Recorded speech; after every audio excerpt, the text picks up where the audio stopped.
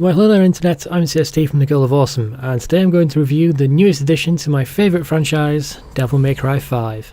First off, I'd like to say that I won't spoil anything in this review, and I've only played the game on PC, so I can't comment on the performance of the console versions. With that said, let's get started. After DMC Devil May Cry, that was the unwanted reboot back in 2013, it wasn't certain if the Devil May Cry franchise would ever return. But thankfully, not only has a new Devil May Cry game come out, but it's completely ignored the reboot and pretending like it never happened and we're just carrying on from Devil May Cry 4.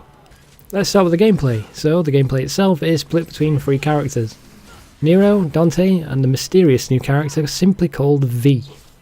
Let's start with Nero. Now, if you've seen any advertisements about this game, then you'll know that Nero now has a robot arm called a Devil Breaker. In fact, he has several at his disposal, each with their own unique attacks and effects. You can sacrifice one of the arms to stagger enemies, or save yourself from being grabbed by an enemy. You can also charge each arm to do a powerful attack, however this does break the arm. In fact, if your standard attack hits at the same time an enemy attacks, then the arm breaks. So that's three different ways that Nero's robot arm can break, and because they break so much, you can actually replace them. You can carry around a bunch of different Devil Breakers as backups, or you can just find them lying on the ground. Before each mission and at every item shop, you can buy more Devil Breakers. You can keep an inventory of Devil Breakers and equip the ones that you need before each mission. Overall, the Devil Breaker adds a crap ton of variety to Nero's gameplay. He still has most of his attacks from Devil May Cry 4, and he still has the X gauge. That's where he can charge his sword to upgrade each attack. Now, there is a bit more to Nero's gameplay, like for example we can unlock an entire new style of how he fights. However, we will get into spoiler territory there, so I'll just leave that. Dante pretty much plays the same as he has in the previous games. He has the 4 styles that he can swap between. That's Trickster to dodge and teleport around, Swordmaster to unlock more melee moves, Gunslinger to unlock more ranged moves, and Royal Guard, allowing you to block and counterattack. Dante also gets to use a variety of different weapons. However, half of them are also from previous games. But overall, Dante remains pretty much the same, just with more moves at your disposal. Again, there is a little bit more to Dante's gameplay, but if I get into that, I'll get into spoilers. V's gameplay is completely unique. He can't actually damage enemies himself. Instead, he has to summon 3 different demons to attack for him. Gameplay wise, it's actually pretty interesting. The attacks are mapped to the same buttons as the other 2 characters. For example, Y being your melee attack and X being your ranged attack. So it's sort of like controlling characters remotely. One minor annoyance about V is that his summons can't actually kill enemies. Instead, when enemies reach 0 health, they enter a near death state where V has to execute them. Like I said, it's only a minor annoyance, and without it, all we would have is V's summons just doing all the work while V sits in the corner reading his book. Which, by the way, is something you can actually do. Let's stand somewhere safe, I'm just going to read my book, you guys deal with this. Can I keep it going forever?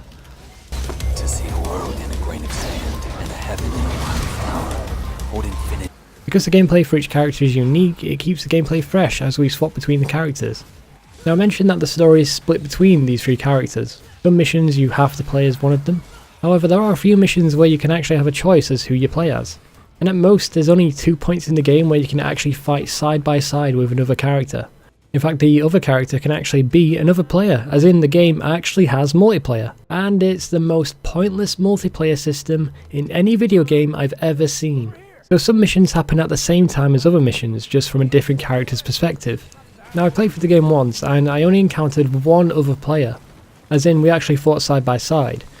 There are a lot of times where it says there's another player in the game, but I just never saw them. Just because the 2 events were taking place at the same time, they weren't taking place in the same environment. It was completely useless, like you never see them. So if you don't actually meet them, what's the point of the multiplayer? And it even asks you to rate the player after the mission. Why would I rate a player if I've never actually met them in the game? And what do these ratings actually do?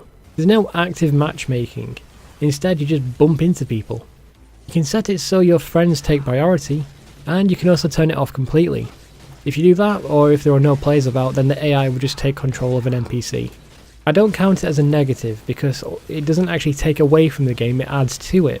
It's just that the system is completely pointless. The gameplay also relies a lot less on puzzles, backtracking and item collection than previous games, which I think is actually a plus. Now, the map design is kind of strange. Like previous games, Devil May Cry 5 is very linear, with little room to explore, but the map design does often have separate paths that you can go on. It's just that they all end up joining together later on. There are a lot of side areas you can go down and like extra rooms to enter, but most of them are completely pointless. Secret missions are back, however to access them you have to do something slightly different. You might find these glyphs that are hidden around on the map. If you stand in the right spot and complete the glyph, then you're able to access the secret mission. Like previous games, you can also use red orbs to purchase new abilities and upgrades for each individual character. This adds character progression and replayability to the game. The camera itself has also changed, as now it's completely third person, as opposed to the previous games where they had fixed cameras. It's a nice change, especially during battles.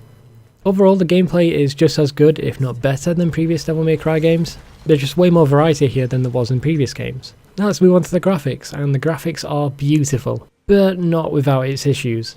Overall, on PC, the graphics are fantastic. Now I only played the game at 1080p, I just imagine how good it would be on 4K.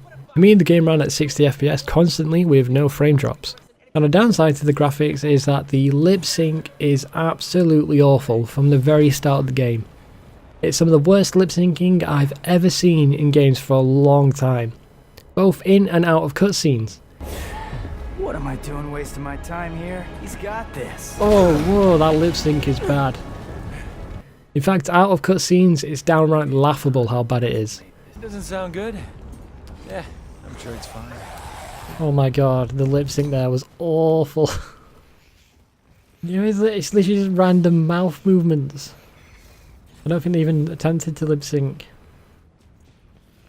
It's even worse than when they just have the mouth going up and down, because it was like it was just babbling. There's not much more I can say about the graphics, so let's move on to the story. Like I said, no spoilers, but what I can say about the story is that it does focus more on the characters than previous games. It is definitely not friendly to people who haven't played the previous games. It's heavily recommended that you play through Devil May Cry 1, 3 and 4 before playing. In fact, the game actually includes references to the anime and to the books, even though it's not required to watch or read them, as they're just cameos basically. There is a What's Happened So Far film that you can watch from the main menu, however there's some heavy retconning going on there. There were a lot of unanswered questions from Devil May Cry 4, and Devil May Cry 5 does have answers, but it doesn't have explanations. Just like previous games, Devil May Cry 5 is pretty bad at explaining stuff, explaining characters' motivations, and explaining what happened to get to these points, if you know what I mean. Now the story does kind of take itself seriously, but it has its light-hearted moments. It has a lot of funny moments, and it has a lot of the characters just having fun, which is just fun to watch as well. One major disappointment for me is that we never see Trish or Lady in action.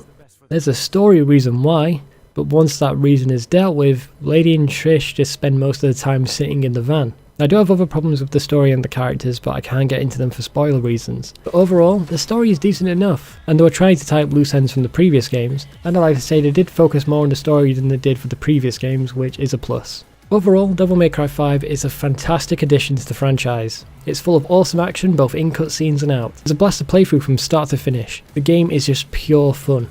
I heavily want to recommend this game. It's just the fact that it's carrying on plot points from the previous games, and that makes it hard to recommend to new players. It took me 8.5 hours to complete the game, but like I said before, there is replay value. Playing through the different difficulties will unlock new bonus content, and there's a lot of abilities I still had to buy at the end of my first playthrough. Imagine that in a few years they will release a special edition, adding Lady, Trish and Virgil as playable characters, making this game obsolete. Just like they did for Devil May Cry 3 and Devil May Cry 4. But we'll have to wait and see. Maybe they'll just release them as DLC. Thanks for watching guys, and stay awesome.